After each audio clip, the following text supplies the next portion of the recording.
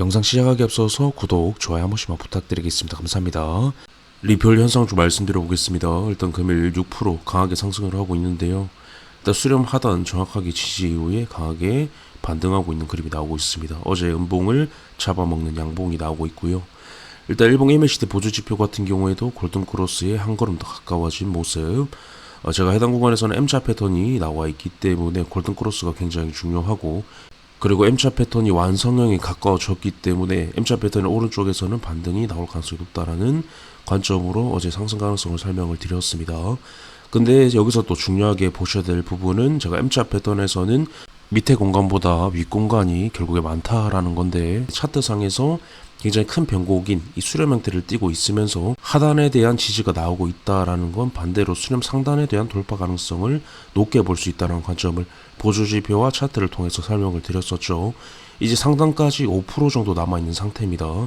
이제 해당 구간에서는 골든크로스 가능성도 높아 보이고 상단까지도 얼마 남지 않은 상황이고, 이 수렴 자체가 중단기적으로 중요한 방향성 패턴이기 때문에 이런 그림이 나온다라는 건 여전히 상승장이 끝나지 않았다라는 부분까지 유추를 할 수가 있다라는 겁니다. 그래서 가장 중요한 건 이러한 변곡점에 도달을 했을 때, 이렇게 하단에 대한 지지를 형성을 하고 있을 때 보조지표상에서 밑에보다 윗공간이 많다라고 했을 때는 그 방향성은 위로 터질 가능성이 높다라는 부분을 알아주시면 좋을 것 같습니다. 현재가 전형적인 상황이다라고 봐주시면 되고요. 앞으로도 어떤 변곡점에서 보조지표와 함께 좀 설명을 드릴 예정입니다.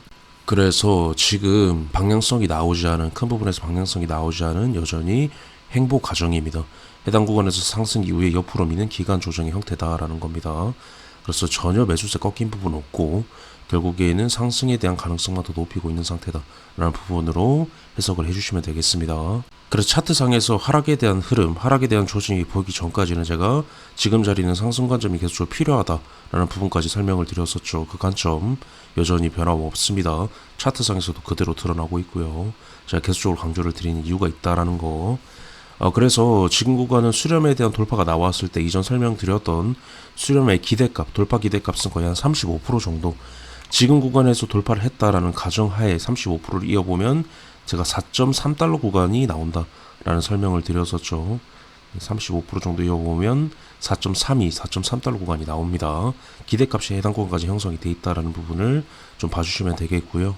그래서 아직까지는 방향성이 나오지 않은 행보에 대한 형태이기 때문에 완전히 안심하기는 이르지만 전체적인 상황을 봤을 때에는 상방을 가리키고 있다라는 부분만 알아주시면 되겠습니다.